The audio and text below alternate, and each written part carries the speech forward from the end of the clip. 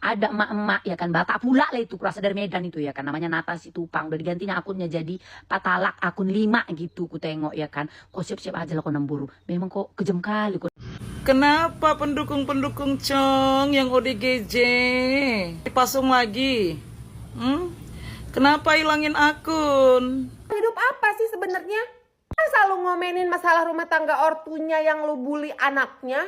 Gila. Ala Cong, sekarang dalilnya kok masalah rumah. Kau bilang dia tidak mengeluarkan uang apa-apa. Bodoh. Kok bodoh ya? Otak kau tuh kok pakai. Ruben itu sudah kasih clue lu, sudah kasih kode.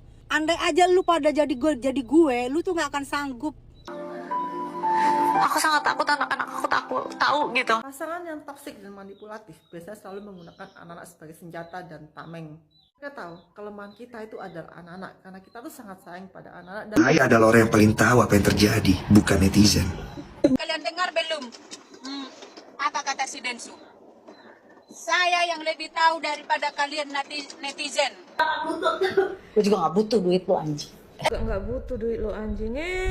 Lape, gue kasih tahu sama kau ya, sebelum kau bilang kayak gitu kau udah duluan kayak anjing. Karena setiap hari kau selalu. Tapi memang pendukung si Ruru ini memang iblis kok. Iblis berwujud manusia. Kalianlah itu.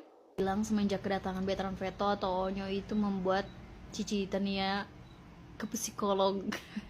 Ciwen, kamu pikir kita ini hilang ingatan, gak pernah nonton YouTube, udah jelas 3 huruf, langsung dia respon lagi, mencari validasi, menunjukkan bukti.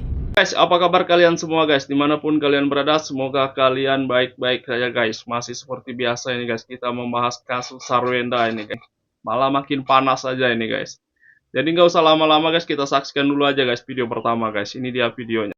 Kenapa pendukung-pendukung Cong yang ODGJ mau dipasung lagi? Kenapa hilangin akun? Kenapa? Sepanik itukah mendengar kebenaran yang saya ungkapkan? Kenapa sampai menghilangkan akun? Kenapa? Kepanasan udah saya bilang, terjun ke laut, udah?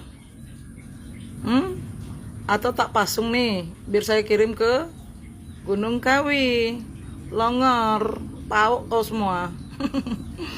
Ngilangin akun bukan berarti kita nggak bisa ngomong, paham? Ala Cong, kau itu memang serakah. Yang Ala Cong, sekarang dalilnya kok masalah rumah. Kau bilang dia tidak mengeluarkan uang apa-apa. Bodoh. Kok bodoh ya? Otak kau tuh kok pakai. Jadi yang bangun rumah itu nggak ada uang dari dia. Terus uang pendukung kau tuh dapat duitnya sebanyak itu dari mana? Tolil. Makanya kalau kau tidak tahu data dan faktanya, kau jangan terlalu banyak cerita. Paling serakah, paling munafik, paling ini. Itu rumah tangga, orang itu rumah tangga bersuami istri. Kalaupun itu terjadi pinjaman dan menganggunkan sebuah rumah ke bank tersebut, itu sudah disetujui oleh istrinya. Tolil kau. Dan mungkin ada kesepakatan. Ya, kok sampai ke rumah itu nggak aku bilang nggak ada duit, yang ada ini segala macam. Kau tuh bodoh ya. Rumah sebesar itu nggak mungkin ada Ruben Onsu. Mohon maaf sayang, aku mau nanya, emang pendukung kau tuh duitnya sebanyak apa sampai Ruben Onsu nggak mengeluarkan duit spesial pun untuk membangun rumah itu atau merenovasi rumah itu? Jangan tolol kau, jangan manusia ya, jangan bodoh. Nggak mungkin Ruben tuh nggak mengeluarkan duit apapun ya untuk renovasi rumah itu mungkin, atau mungkin membangun rumah itu mungkin, atau membeli tanah itu mungkin, atau apapun yang terjadi. Kau yakin dan percaya? Kau yakin uang itu tidak ada spesial uang dari Ruben? Saya tahu dulu anjing, baru bercakap ya, tolil. Makanya jangan asal tiup aja kalau bercakap ya, otak kau tuh dipakai. Makanya jangan terlalu banyak efek dan filter, sebenarnya otak kau tuh nggak nyampe. Media sosial. Tapi memang pendukung si Ruru ini memang iblis kok. Iblis berwujud manusia. Kalianlah itu. Seakan-akan cuma kalian yang boleh bersuara untuk si RU. Orang tidak boleh. Kalian kan udah egois seperti itu. Yang penting jangan menghujat, jangan memfitnah. Ya. Kalian bilang sesama lon, saling mendukung. Mata kau itu. Kenapa kau terusik? Jangan-jangan kau yang lon atau keluargamu atau mama kau. Kalian egois. Seakan-akan kalian tidak membolehkan orang untuk mendukung Sarwenda. Lihat dulu PT-nya, positif nggak? Ada nggak menghujat junjunganmu. Hah? Tapi memang kalian luar biasa. Luar biasa kalian, masalah hati kalian itu luar biasa. Kalian bilang pendukung Sarwenda cuma seuprit. Kenapa? Harusnya kalian tidak terusik dengan yang seuprit ini. Kalau memang si RO pendukungnya banyak seluruh internasional artis-artis dan akun-akun besar influencer itu, jangan terusiklah dengan akun-akun kecil dengan orang kami kecil seperti ini. Kenapa kalian terusik? Kenapa kalian merasa tersaingi? Kami nggak minder, walaupun kami sedikit, nggak minder kami, termasuk aku. Aku nggak minder kok. Nggak berkecil hati aku. Tetapi doa yang tulus untuk seorang wanita yang selalu kalian zulimi, kalian fitnah. Mulai dari dulu sampai saat ini. Mulai dari dulu sampai saat ini. Tidak berhenti-berhenti kalian. Kalian menendang piring orang yang lagi makan. Kalianlah sebenarnya iblisnya itu. Kalianlah iblisnya yang berwujud manusia itu. Nyata kalian. Tapi ingat, ya, walaupun kami kecil, satu lilin kecil bisa menerangi kegelapan. Ingat itu. Camkan itu baik-baik. Wajar kalau si Ruben sampai emosi terus berusaha buat nyari. Ya gimana enggak? Bahasanya itu loh, ya ampun, udah kayak nggak ada otaknya, beneran. Ngebully anak orang sampai sebegitunya. Lo ada masalah hidup apa sih sebenarnya? Masa lu ngomenin masalah rumah tangga ortunya yang lu bully anaknya? Gila. Ini dalam hal ini nih ya, gue dukung si Ruben buat nyari orang ini. Tuman. Ada satu akun, cak kalian tengoklah ke IG-nya Ruben Onsu. Ada emak-emak ya kan, Batak pula lah itu, kurasa dari Medan itu ya kan, namanya Nata Situpang. Udah digantinya akunnya jadi Patalak akun 5 gitu, ku tengok ya kan. Kok siap-siap aja lah kok nemburu. Memang kok kejam kali kok nemburu. Kok bisa lo kasih opini nemburu, tapi keterlaluan kok nemburu. Kok nggak seru kau. Jadinya topik ini jadi beralih ke kau nanti. Sementara orang ini lagi perang. Itulah kau, nggak kau tuh si situasimu. Bolehnya kau mengambil kesempatan dalam kesempitan seperti ini. Tapi yang gak usah lah, keterlaluan kali. Cuman ya kau nambaronat teteng. Ngarep bulu lubang di tem. Pasome ba, sutong lahunat aku penok. Buat nenek peot yang punya akun falak. Lu lantang banget deh ngomong. Iya, gue salah satunya pendukung SW. Bodoh amat. Kagak ngaruh. Terus kenapa emang? Kenapa? Kalau emang lo pendukung SW kenapa? Ngaruh buat gue. Bacot. Hati-hati lu ya. Siap-siap aja lu. Nggak ada lu nanti ya. Nggak ada kata nangis, kata maaf. Sama aja tuh kayak dia tuh. Awas lu. Harus mempertanggungjawabkan tuh ya omongan lu. Jangan ada kata bohong. Menter banget lu kalau dia ngomong. Manusia paling bener. Lu lihat lu ya, satu saat lu kena berhadapan sama gue nih, Neng Upai. Yang bilang semenjak kedatangan Veteran Veto atau Onyo itu membuat Cici Tania ke psikolog. Pasti kalian sudah lihat kan podcastnya di Densu. Ciwen, kamu pikir kita ini hilang ingatan, gak pernah nonton YouTube? Udah jelas-jelas kedekatan Onyo dan kedua adiknya itu rapet. Bener kan? Si Onyo pergi aja sampai ditangisin, ya. Lupa, coba dicek lagi YouTube-nya deh. Gak usah pakai nangis-nangis. Oke, sedih, anaknya di sekolah dibully siapa? Sini aku kasih tahu deh. Kayaknya Ciwendah itu blunder sama jejak digitalnya sendiri deh. Ketika berita ini blow up, aku sangat takut anak-anak aku tahu gitu tentang berita-berita di luar sana atau kayak gimana. Halo, saya Syiri Jibing. Ini adalah sebuah video edukasi tentang bagaimana cara mengenali dan menghadapi pasangan yang manipulatif. Karena kadang kita tuh nggak tahu, kita tuh nggak ngerti kalau kita tuh sudah dimanipulasi oleh pasangan kita sendiri, orang yang kita sayang, orang yang kita percaya, orang yang kita belain mati-matian. Dan saat kita sadar, kita udah terlanjur hancur, kita udah terlanjur habis-habisan. Pasangan yang toksik dan manipulatif biasanya selalu menggunakan anak-anak sebagai senjata dan tameng. Kita tahu kelemahan kita itu adalah anak-anak, karena kita tuh sangat sayang pada anak-anak dan rela melakukan apa saja untuk anak-anak. Dan mereka tuh pintar sekali mempelajari kelemahan kita, mengetahui kelemahan kita, dan menggunakan kelemahan kita sebagai senjata. Mereka akan berbuat apa saja seenak mereka, menyakiti kita, menghina kita, menindas kita. Karena mereka tahu, ujung-ujungnya mereka akan pakai anak sebagai senjata. Dan kita harus mengalah demi anak. Kita harus diam demi anak. Dan kita harus berkorban demi anak. Mereka duluan yang cari gara-gara. Dan saat kita bereaksi, saat kita melawan, mereka akan menggunakan anak-anak sebagai senjata. Kamu nggak sayang anak-anak ya? Lihat anak-anak menderita gara-gara kamu. Kasihan loh anak-anak kalau kamu gini. Kok kamu jadi orang tua egois sekali nggak lihat anak-anak, nggak mau berkorban demi anak-anak. Ini adalah rekaman video sesaat setelah saya melaporkan mantan suami saya pendeta Moses ke Polrestabes Surabaya atas tindakan KDRT yang dilakukan kepada saya. Saya tantang tadi kok ke polisi kok. Saya cari sudah ke polisi. Saya lihat anak dua ini. Kalau kamu emang harusnya dari dulu kamu baik-baik. Sudah, tidak ada baik-baik sudah. Dia malah marah-marah bilang, kok saya ini tega ngelaporin dia ke kantor polisi, kok gak kasihan sama anak-anak, kok gak lihat anak-anak, kok gak eman sama anak-anak. Dasar iblis dajjal, manusia manipulatif. Jadi hati-hati dengan pasangan toksik dan manipulatif yang suka menyakitimu, suka berbuat seenaknya, tapi menggunakan anak-anak sebagai tameng dan senjata. Thank you. God bless you. Sebenarnya Ruben itu sudah kasih clue loh, sudah kasih kode. Di tahun 2020 dia tuh udah ngomong, andai aja lu pada jadi gue, lu tuh nggak akan sanggup. Jadi di situ aku ngelihat betapa beban derita hidupnya, tapi dia nggak menyerah. Dia bilang apa? Kekuatan gue cuma di anak-anak gue. Lu jadi gue deh sehari aja deh, nggak sanggup lu.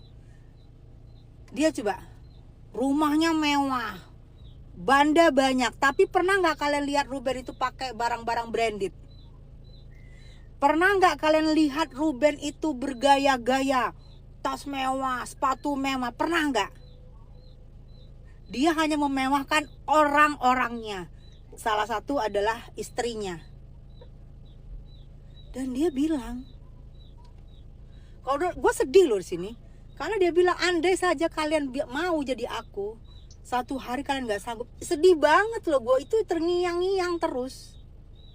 Dia sebenarnya kalau di apa tuh, di podcast-podcastnya drama-drama hantu itu udah lambaikan tangan sebenarnya, tapi dia tetap bertahan. Berarti kalian tahu betapa dirongrongnya untuk mewah. Tapi dia tidak pernah komplain. Dia oke. Mungkin dia aja untuk hidup, untuk Ruben sendiri, dia hanya perlu makan. Sekarang dia saatnya beribadah, saatnya dia membangun masjid, membangun tempat tahfiz Al-Quran. Ini saatnya dia mungkin dikasih Allah, dikasih Tuhan dia sendiri supaya bisa konsen ya untuk ibadah ya. Ya Allah walam ya, ini menurut pemikiran gue, menurut pendapat gue. Oke lanjut, gue mau jalan. Dah. Saya adalah orang yang paling tahu apa yang terjadi, bukan netizen. Karena saya orang yang berinteraksi langsung, melihat langsung, tapi saya tidak publikasikan. Yang saya publikasikan adalah apa yang mereka sampaikan keterangan di podcast itu saja. Karena ada etika saya. Saya tidak boleh intervensi untuk melakukan hal itu, nggak boleh. Biar mereka menyelesaikan masalahnya masing-masing. Supaya mereka apa? Belajar dewasa. Sarwenda datang ke tempat saya untuk minta podcast. Kan aku udah ceritakan.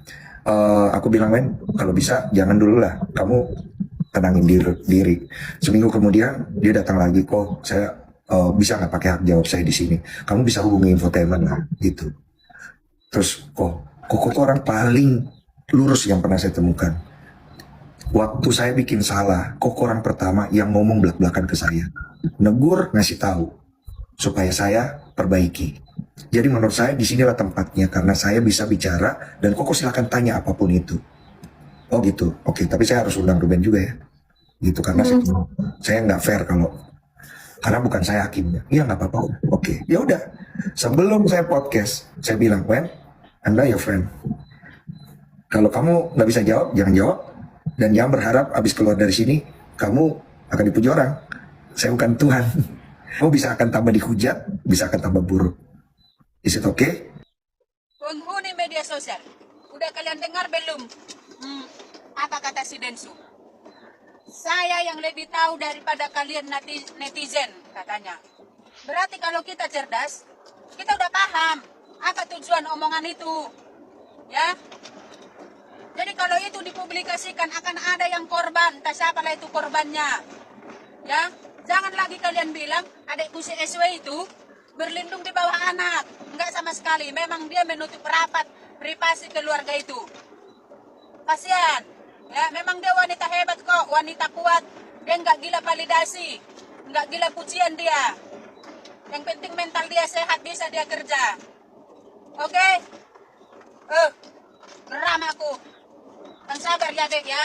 Adek SW ya, yang sabar kau. Oke? Kalau jandanya kayak gini mah banyak ini yang mau, janda kaya ini. Gak usah mengharapkan laki-laki, gak usah. Bisa pilih sendiri.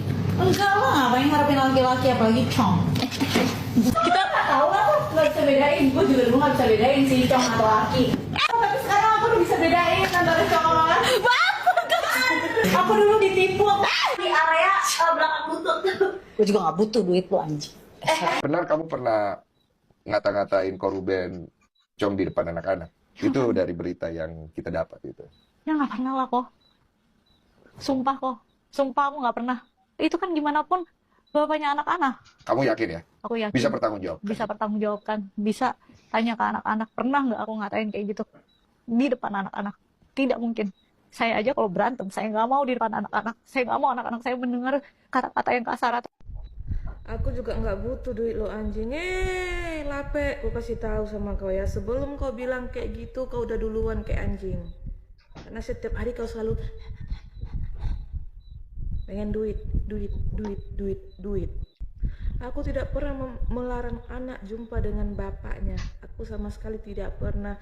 Lape, memang kau nggak pernah ngelarang anak kau jumpa sama bapaknya, tapi kau mendoktrin anak kau biar nggak mau jumpa sama bapaknya. Ya, secara tidak langsung dengan banyaknya kesibukan itu sama aja kau melarang anak kau jumpa sama bapaknya. Lape. Ya, Lape, jangan banyak cakap kau. Udahlah, udah akal-akalan perempuan itu Lape ya. Intinya kalau kau kasih aja. Udah. Dia banyak kali mendramatis kau. Ini jadwal anak pada segala yang memikirkan kesehatan anak, mental anak. Gini kok, aku sengaja lab di dekat anak-anak karena aku mau memantau tumbuh kembang anak. Aku mau melihat anak berkembang. Perempuan Lape ya. Bukan kau yang mau melihat tumbuh kembang anak. Kau itu jadi alasan aja ya. Kau nggak mau melihat tumbuh kembang anak, tapi kau mau anak melihat Lape kau tumbuh kembang kempis saat lab sama CEO kau. Kalau kau nggak nikah sama Cong, nggak kenal bisa sama kau, apa yang bisa kau bakatkan? Bakat apa kau itu? Geng joget-joget kau itu. Kau yang paling kayak patah tulang di situ. Bertahu kau. Kalau yang lain punya bakat, ya kan? Dance, nari, suara pun oke. Kau suara kau kayak kumbang terjepit. Dari tarian kau kayak orang patah tulang. Seharusnya kau itu harus bersyukur. Flashback dulu ya, flashback dulu. Dulu kau ya segini kau dari segi apapun kau segini, tapi sejak kau sama Encong ya nama kau mulai naik ya, keuangan kau mulai naik sampai kau sanggup pun untuk operasi plastik ya. Karena kenapa? Muka kau yang dulu nggak layak untuk dijadikan bakat. Sejak kau di sampingnya si Cong, orang menghargai kau karena bininya si Cong ya. Gini kau, kebutuhan anak itu beda-beda dan anak aku itu mempunyai kebutuhan yang berbeda-beda. Aku mau yang terbaik sama anakku. Kau cari duit untuk anak kau kalau kau memang mampu. Kalau memang kau mentingin anak kau, kebutuhan anak kau, kau cari sendiri. Itu bukan kebutuhan anak kau, kebutuhan gengsi kau. Ini yang gue tangkep ya. Dan dia tuh senang karena dia punya waktu sama anak-anaknya. Nah, kurang nyambungnya adalah harusnya jawaban itu kan dijawab apakah itu bagus atau tidak kan. Harusnya kan dijawab ya itu kurang bagus, bla bla bla bla bla bla gitu kan. Baru dia jelaskan kalau sebenarnya kenapa dia ngelakuin itu karena dia pengen gini-gini. Nanti kalau kedepannya sih kalau bisa sih jangan gitu lagi lah saya gitu. Maksudnya begitu kan gitu. Kalau sering megang hidung artinya apa teman-teman? Nih megang hidung nih. Hello it's me, gue naikin lo. Penasaran juga gue. Invitation send. Nih gue pegang hidung nih. Gue suka penasaran sama kalimat-kalimat nyinyir orang itu kadang-kadang kayak gimana gitu. Angkat, kagak diangkat. Hello it's me.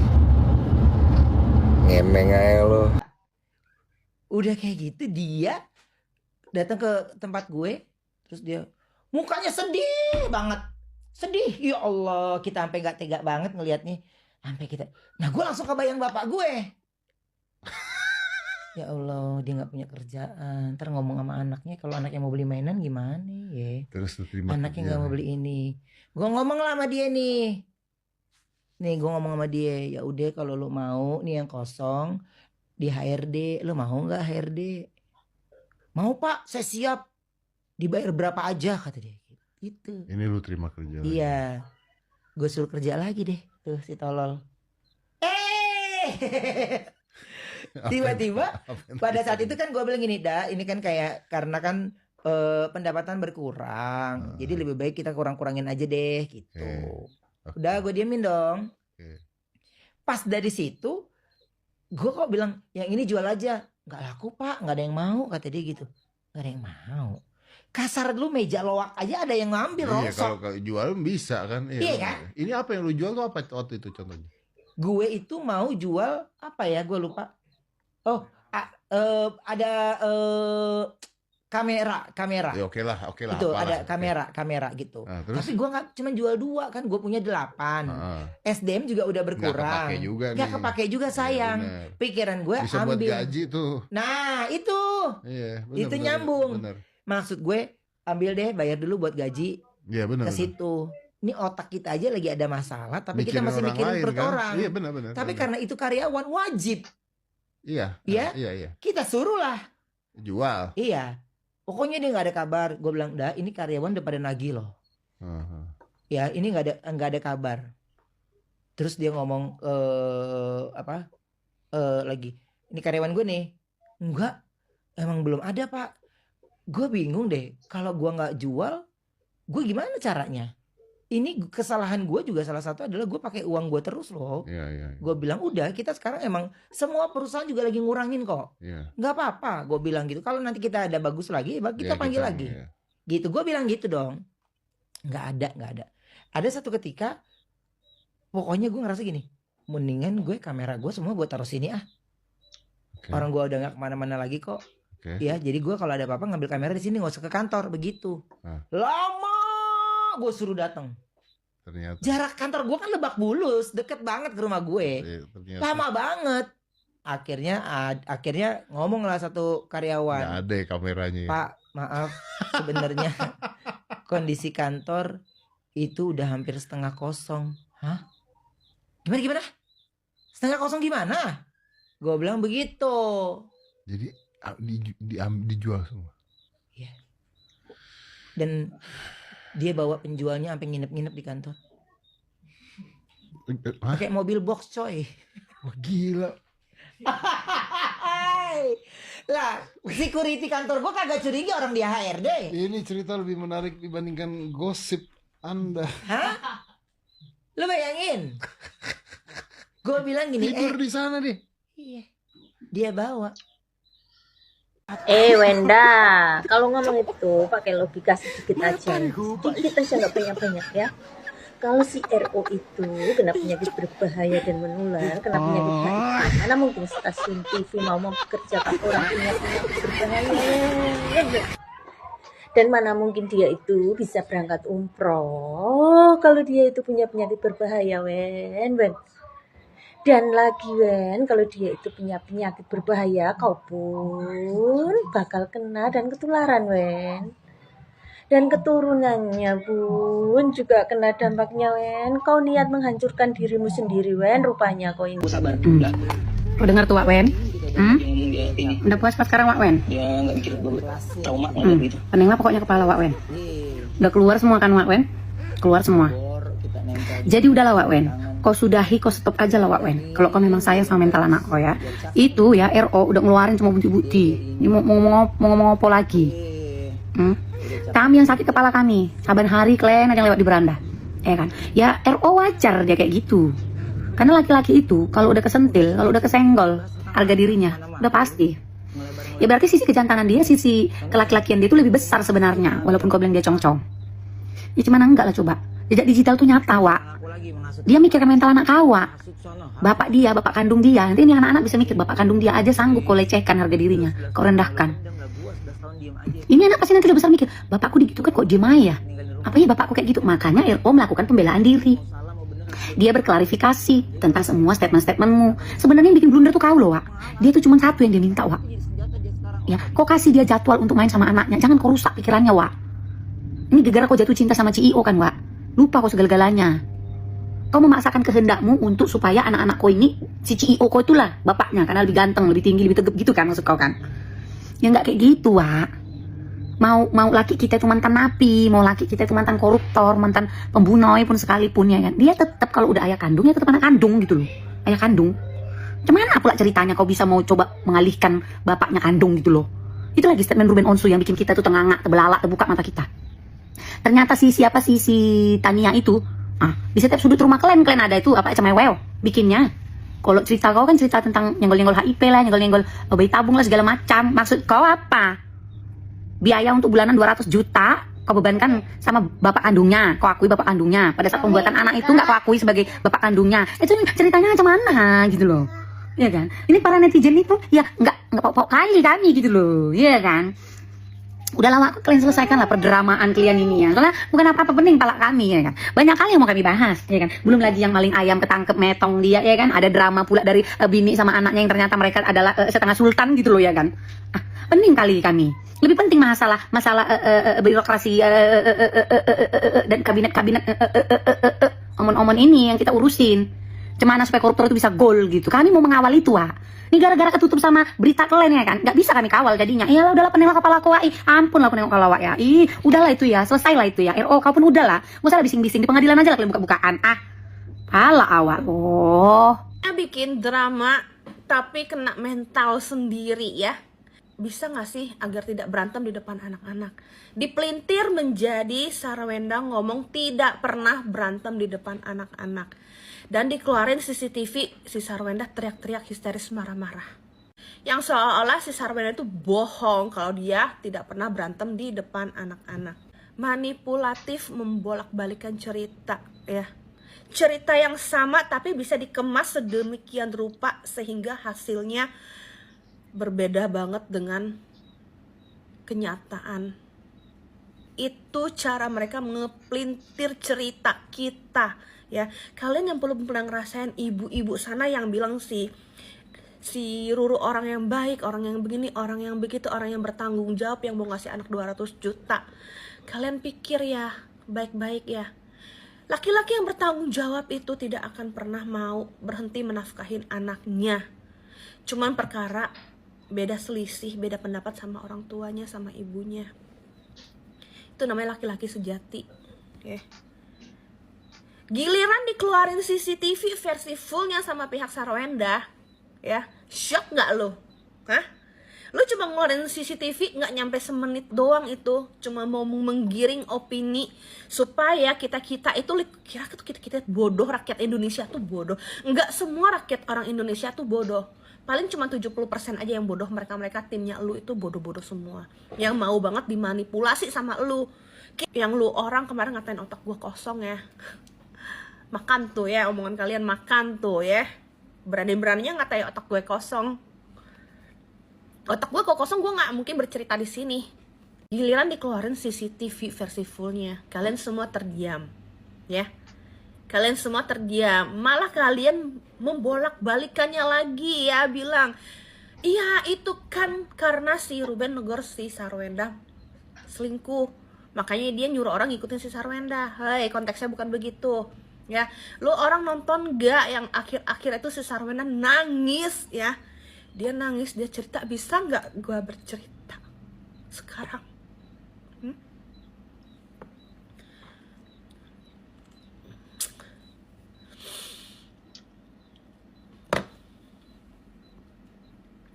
Bener-bener ya, nggak ada empatinya banget. Setelah viral ya terkait penyakit 3 huruf, langsung dia respon lagi, mencari validasi, menunjukkan bukti, membuat narasi, memutar-mutar balikan situasi, ya enggak? Nah, setelah itu dianggap kurang berhasil, sekarang preskon lagi.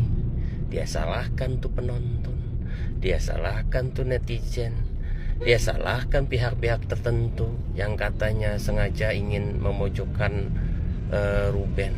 Kan kocak yang kayak begini, ya enggak?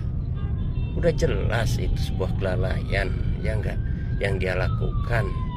Makanya jangan keseringan nunjuk-nunjukin chat, ya enggak?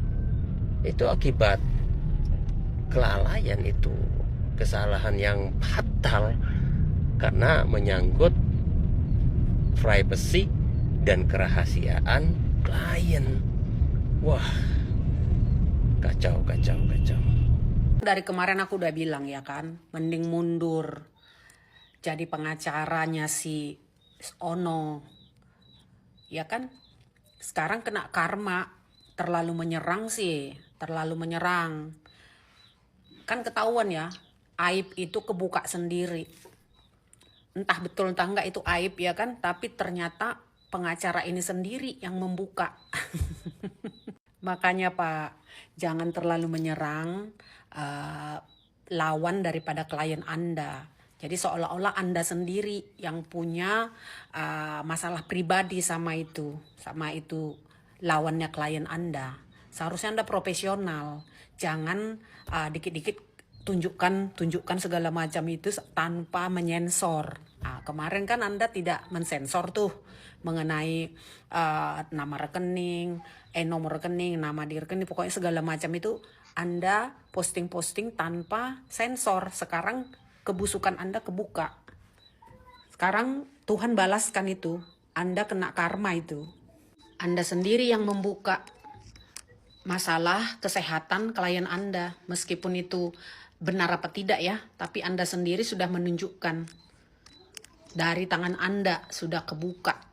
Klarifikasi nggak penting ya. Mending mundur aja. Daripada nanti yang lain-lain keluar lagi.